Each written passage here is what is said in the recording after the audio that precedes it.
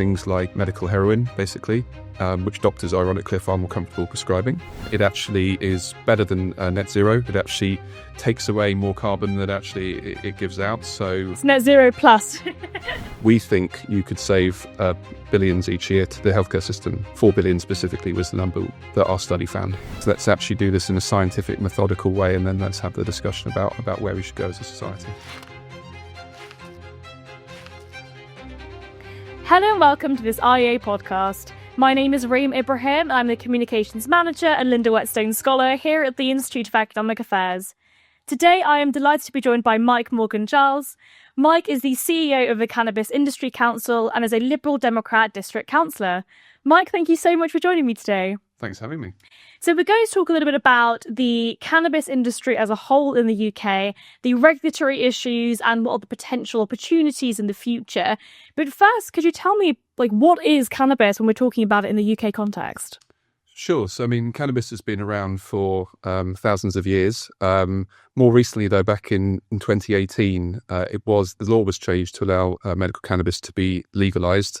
And that has led to the formation of my organisation and others as well who work in this space. But essentially what that means is people can go to a private doctor and can get a prescription for cannabis flower or indeed for other alternatives depending on their condition. And there are also licensed cannabis medicines available on the NHS as well, albeit that NICE has very particular strict guidelines in place which limit the number of people who can actually get prescribed via their healthcare service. So who can be prescribed cannabis at the moment, and what form of cannabis is it? It's just CBD? So CBD is available in health food shops at Holland & Barrett or in Tesco and elsewhere, and that's just one compound of cannabis. The other one, THC, there are many, but the most well-known one, THC, is the one that's available via the plant, via the flower, which can be prescribed by specialist doctors for any medical condition. It's usually for chronic pain or for certain mental health conditions. Those are the typical ones that they get prescribed for. That's so interesting. And so currently, as of 2018, these products have been available. How has that changed the landscape, especially for medical use? Yes, so there are companies both importing into the UK and also now with licenses growing it here as well. And we think there's around 50 to 60,000 patients who have private prescriptions. It's hard to be sure of the exact number. Each clinic will have their own information, but it's been growing year on year. It was around 20,000 a couple of years back. And there are a few thousand patients getting licensed medication on the NHS, but that is CBD medications that are prescribed rather than those with THC, whole plant medicines. And what medical conditions are CBD actually being used for at the moment? I know that chronic pain is part of it, but on the NHS, my understanding is it's basically just very rare illnesses that they're being prescribed for. Yeah, that's right. So there's only certain conditions like multiple sclerosis and for cancer pain, and I think one or two others where you can actually get those licensed medications. But again, they're not the whole plant medication. And there's something called the entourage effect, where the understanding is that it's the whole plant with all the compounds working together that has the most impact on the patient and the most success in helping them reduce pain and have better quality of life. So yes, that they are available, and obviously on the NHS for free, which is good, but not the flower and not the whole plant medicines. Fascinating. And how do we compare to other countries across the world? I feel as though countries like the Netherlands are notorious for being much more liberal in their that allow for sort of recreational use of these products. But in the UK, we have pretty restricted regulations on what it's available for and what you're able to use it for. How do we compare to other countries? Yeah, so there is a mix. So yeah, Netherlands has traditionally been the sort of the outlier, but things have kind of changed in recent years. Germany now has quite a liberal approach to cannabis. They have a lot of medical patients, I think, well into the hundreds of thousands now, I believe. Plus, they've changed some of the laws last year to actually then think about expanding the recreational market. They've made some changes there. Canada likewise has a more liberal regime than the UK, as do some US states as well. And if you look at a country like Australia, they actually have very similar regulations to us, and it's legalised medical use, but they allow GPs to prescribe, which has meant there's a lot more patients in Australia than there are in the UK. So that's something that we think should change. And in the UK, it's only specialised doctors that can prescribe cannabis. Yes, so they're the only ones that can initiate the prescription. Once patients had the prescription, then actually others like GPs and nurses then can oversee the patient and then can prescribe. But that's obviously quite a big barrier, because people will obviously go to their GP when they have an issue, if they've got backache or whatever it might be. And those GPs will be the ones who'll be typically thinking, well, how do we help you with this backache? How do we reduce the NHS waiting list and get you better? But they're not empowered to make those decisions, and they may not even be aware of the law change. They may not be really have an understanding of the science either. It's not in medical degrees. There's a lack of understanding of something called the endocannabinoid system, which is part of our body. So I think if that change could happen, it would actually sort of open up those conversations between doctor and patient. Amazing. Talk to me a bit about the science. What is the general scientific consensus around cannabis use, especially cannabis that has, sort of one of the compounds being just CBD, or cannabis products that also include THC. What is the science behind it? What can it be used for? Yeah, I mean, there's been a lot of studies done over time. So both Drug Science and Curaleaf have done quite substantial real world evidence studies looking at medical cannabis patients, and there's a lot of data out there, albeit not the sort of the traditional sort of gold standard that you need for a clinical trial. But there's far and away enough data there to understand the benefits it can have. And if you look at sort of a cancer patient, for example, with their pain, what the studies show is that it will radically improve the quality of life of the patient. It will mean that they don't necessarily have to be using things like medical heroin, basically, which doctors ironically are far more comfortable prescribing. And it just means their quality of life becomes better. I'm not suggesting it's a cure for cancer, no, but what we're saying is that it really can help people live a much happier, more fulfilling life. In that case, that's one example. And so you're talking about the sort of more radical uses of other kind of drugs on the NHS, or indeed in healthcare in general, and that cannabis can be a much more, much safer alternative medicine for a lot of those people. Can you talk to me a bit about that landscape? Why is it that doctors are much more comfortable prescribing medicine that has ultimately a lot more damaging side effects than cannabis?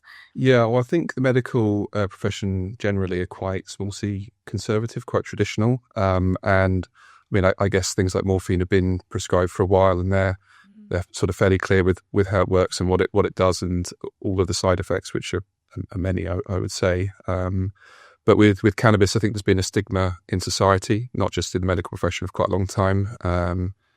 Misleading data, misuse of science, politicians possibly speaking out on an issue they don't properly understand, and it's fueled a kind of media landscape which admittedly has improved, actually, I would say, in recent years, but it's fueled the kind of the sort of almost propaganda and misleading information, which then cannabis then gets negatively stigmatized. And this misinformation, I think, is still so prevalent. I mean, as you said, it has certainly improved, but can you tell me a bit about that? The common misconceptions I always come across are the huge swathe of psychological issues. A lot of people will say, well, I know so-and-so who smoked loads of cannabis in their childhood, or when they were teenagers, and they've ended up with huge psychological issues, the long-term impact on them mentally and physically. Can you sort of talk a little bit about those misconceptions and what is actually the science behind that? Yeah, I mean, I don't think any medicine or drug is without side effect, and you wouldn't say anything is 100% safe. There's always risks to any medication. I mean, even just look at the paracetamol packet if you get from the chemist. I mean, in terms of cannabis, I mean, with that example, I mean, it's sort of almost chicken and egg though. Did that particular individual already have a mental health issue, and actually then because of that they started misusing drugs, or was it the other way around? And that's obviously quite an important point to consider. But there are obviously, side effects to all things. It's a question of balance, I think, proportion and comparing them based on science. And the difference between the misuse and the use of those drugs. Can you tell me a little bit about the differences? Yeah, I mean, the government today, actually, or rather yesterday, wrote to the Advisory Council on Misuse of Drugs, which is a sort of, in theory, an independent body of experts who advise. Not in practice. Who advised the government on their drugs policy. And I mean, within that, there was quite a few references to use of drugs rather than misuse of drugs. And I think the important focus, in my view, for government should be on the misuse of drugs because, to provide another example, alcohol is also a drug, which actually a lot of people don't actually even acknowledge and accept that as a point, actually.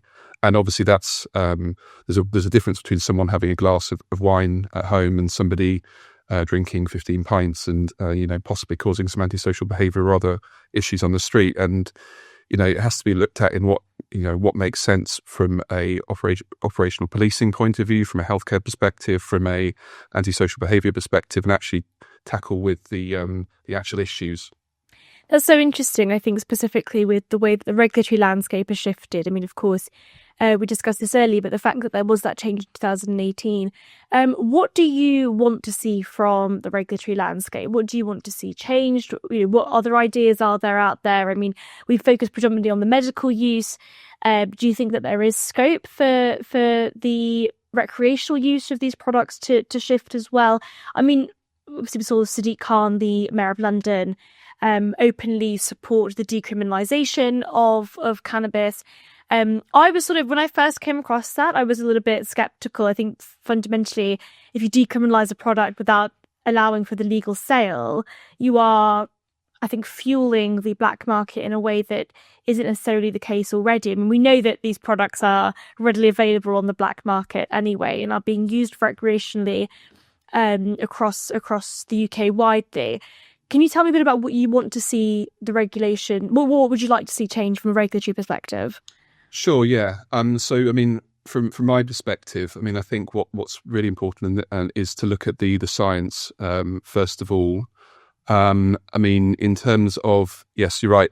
Lord Falconer and Sadiq Khan put out this paper last week where they proposed, I think, decriminalisation for small quantities of cannabis, and I think what they were looking at particularly was things around stop and search, the impact of the justice system, whether things are proportionate. And obviously also Sadiq Khan is obviously representing his sort of constituents in London as well, who may well have a more, liberal view on these matters than others elsewhere. I think in reality, though, every system, whether you're going from, extreme prohibition on one side to entirely unregulated on the other, and obviously there's a complete spectrum, has advantages and disadvantages. And I think you just need to, I think the question of politicians is what problem are you trying to fix? So you mentioned about decriminalisation there. That absolutely wouldn't get rid of, drug gangs selling on the street. So if your priority is to reduce profits for drugs gangs, that isn't your solution. It would obviously have to be something entirely different. And we know that wouldn't be prohibition, and we know that wouldn't be decriminalisation. So it really depends on what their priorities are and what they want to change. I mean, looking at the medical side from Cannabis Industry Council's perspective, I mean, we want to see sensible changes in terms of research being made much easier to do. The scheduling of cannabis makes that quite hard at the moment. So can you touch on that? So what is the restrictions on research at the moment? So as a Schedule 1 drug, there's lots of restrictions around who can do research, on what basis, what licenses they need, and it can make it quite onerous and quite costly and quite difficult to do that. So we'd like to see more freedoms for universities, academics, recognised industry groups to be able to do that and to reduce those burdens. We'd like to see, as I say, GPs being able to prescribe. We'd like to see the NICE guidelines change, which is what the NHS basically uses to determine what they're prescribing and on what basis they're... What are the guidelines at the moment? Well, first of all, this probably won't surprise you that the guidelines are actually now really rules. They're not really guidelines. They're not suggestions. They are what you have to follow. They're being interpreted and implemented as rules. Okay. But really, I mean, NICE has sort of two functions in terms of this. One is to make sure, and this applies more widely than cannabis and drugs, to make sure that the medicines people get are actually don't cost the healthcare system too much money. So they actually do take costs into account. Okay. And also efficacy as well, so whether it works and how safe it is and things like that. But at the moment, they say that they'll only recommend prescribing the NHS if it's been through a clinical trial. And at the moment, as I say, some CBD extracts have been through clinical trials, but not the cannabis flower. because there's too many compounds in there, and you couldn't actually do a clinical trial on that anyway, because the way the clinical trials work is they like to look at a particular compound and say, does that or does that not work? And we would say actually it's the whole plant as a whole, which has that benefit and has that impact and could help people the most. Yeah, I think that's interesting from that perspective, because of course the more stringent the regulations are on research, the more restricted the research even is in the first place. And it means that in the long term, we're not really able to understand what the real medical impact of any of those compounds could be. And so it's currently illegal to research like THC, for example. Is that right? Yes, you need a Home Office license if you want to import, research, grow, whatever it might be. Well, you need both actually Home Office and MHRA approval. MHRA, the medicine regulator. Wow, that's a lot of approval that you need from the state. I think from my perspective, morally speaking, I think that adults, individuals should be allowed to do what they want. And so I would support even recreational legalization. I'd much rather the taxed and regulated private sector be providing these products than criminal gangs.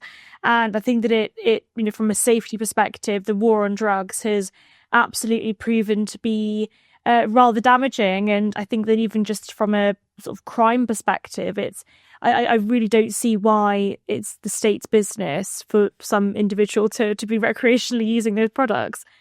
Well, I think the first thing that the government could and should think about is actually why is, for example, the Home Office overseeing medical cannabis policy? Why is the Home Office overseeing industrial hemp policy, and actually hand those over to DEFRA and to the Department for Health, so that actually you start looking at things quite differently. Like industrial hemp, it's about, okay, this is a plant that has, opportunities for decarbonising construction or whatever it might be. And on the medical side, it's, well, this is actually a medical issue. I think once you can kind of start shifting away from that sort of Home Office control and perception, this is purely a crime issue, then I think you start to open up those conversations. Yeah, that's interesting. Shifting it away from crime and thinking about it from a public health perspective. Let's talk about industrial hemp, because the Cannabis Industry Council also represent organisations in that field. What is it, and what are the potential impacts on the environment? Yes, I mean, industrial hemp is just cannabis, but the difference is that the amount of THC in there. So industrial hemp is actually grown outside, whereas cannabis would typically be grown indoors. And so hemp will grow in fields, and you do need a license, as I say, to do that. It's actually quite a great crop in many ways. It actually, if you have it on crop rotation, it actually increases yields among other crops that are grown. It actually is better than net zero. It actually takes away more carbon than actually it gives out. So it's net zero plus. Yeah, exactly.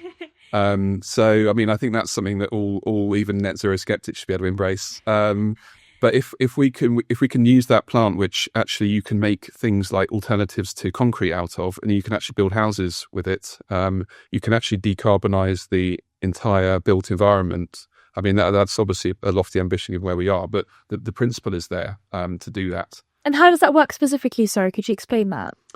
Yeah, well, hemp takes a lot of carbon out of the atmosphere, and by then using it as a product in the building, it's really great at actually insulating in, and it doesn't really. So if you lived in a hemp house, your energy bills would be lower, and it would be giving out less carbon overall as well. So actually, you actually get to net zero much quicker than compared to even a house built today, which probably would only get there in, I think some academics believe, sort of 2060 actually. Yeah, no, that's so interesting. I think from an industrial construction perspective, because there is so much there that could be explored. And is the technology there? I mean, is there building materials that can use industrial hemp products in their building materials?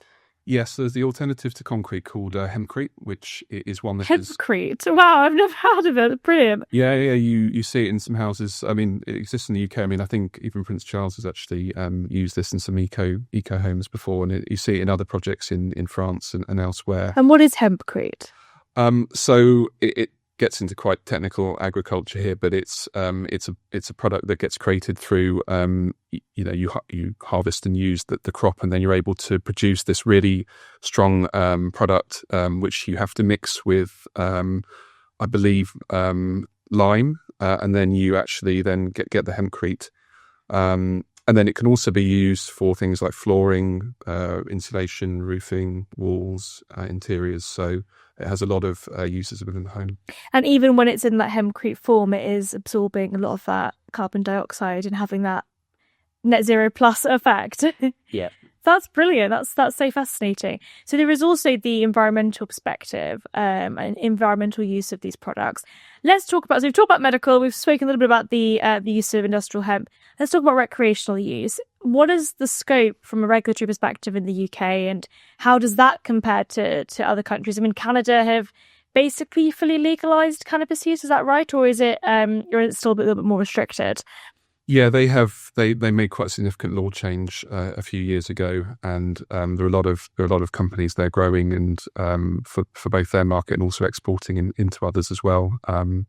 And yeah, I think their model is they have dispensaries on high streets, and I'm sure there are other ways to get it as well. But that's sort of been their model for a while, and I think that's been replicated broadly by some US states as well. And other countries have different models. So. By way of example, Spain has cannabis clubs, which is sort of a more social model, where people are allowed, I think, to grow and consume small quantities via these clubs.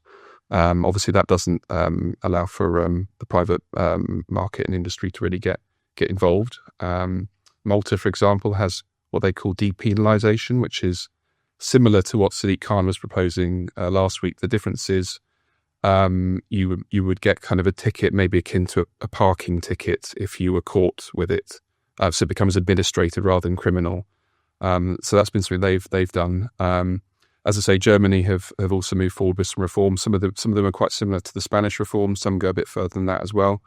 So there's a few sort of different models. But yeah, the UK, it obviously remains outside of medical use an illegal drug. What I do know is that some police forces, so this will probably come via the Police and Crime Commissioner as sort of a strategic approach, will be saying, we want to focus on criminal drug gangs dealing Class A drugs. And if those that give that direction, actually, they tend to focus on heroin and cocaine rather than cannabis. And there are some that do that on all from all political spectrums, actually. But it does remain illegal.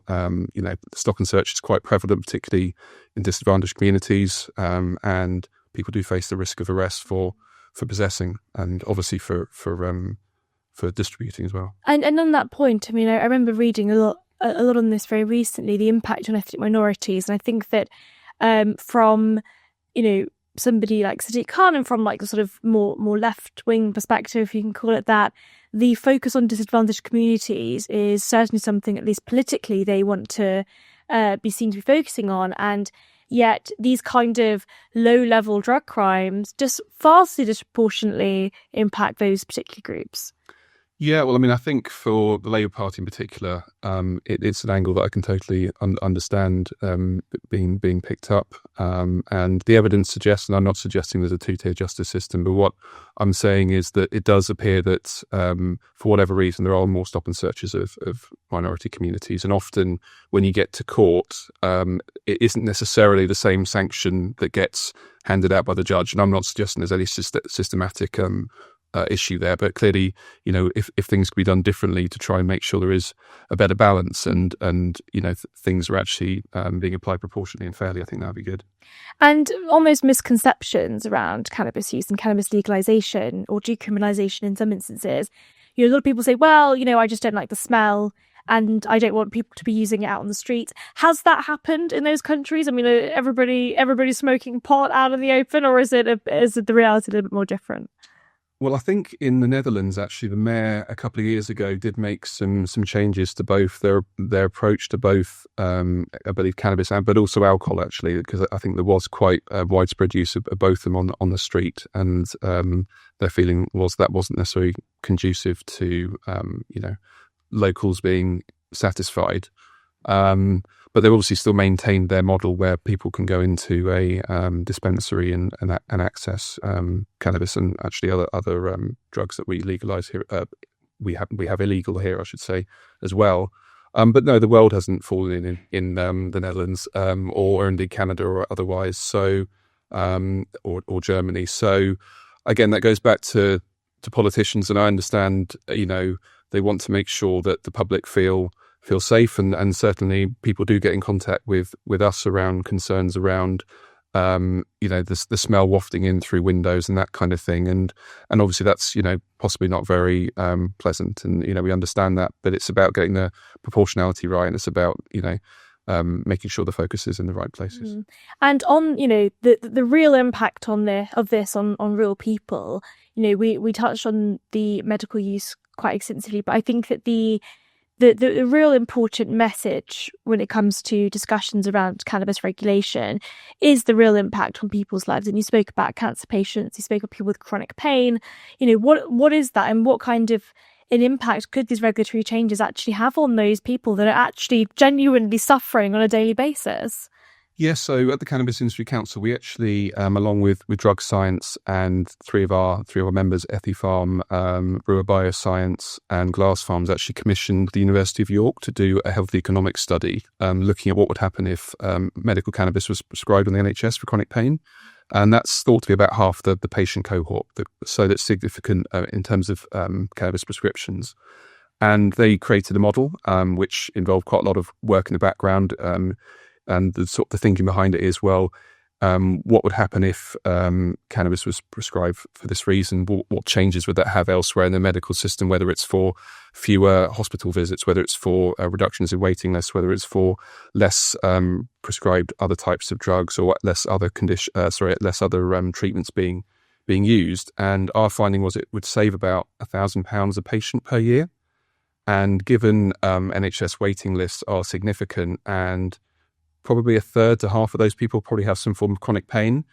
If you were able to then prescribe to all those people, and again, it might not be the right medication for all of those people, I'm not suggesting it is, but if you had a substantive number of those, we think you could save billions each year to the healthcare system. 4 billion specifically was the number that our study found. That's absolutely insane. £4 billion. I mean, my God, the NHS as a whole spends about £200 billion. So that's a significant amount of money in the grand scheme of things. That's a really fascinating study. We'll definitely link that to the video. Let's talk about the politics just before we wrap up. Where do you think the politics on cannabis legalization is going? And, within the context of wider drug legalization, I'm interested to hear your thoughts on that. But on cannabis specifically, do you think there is a political appetite for it? I mean, the Liberal Democrats are extremely supportive of more sort of radical changes in that matter. What are your thoughts on that? Yes, I think the most radical party is arguably the Green Party. But yes, you're right. The Lib Dems have a policy of wanting to regulate cannabis for adult use. I think in terms of the Conservatives and Labour, their positions are broadly pretty similar. I think you struggle to find a cigarette paper between them.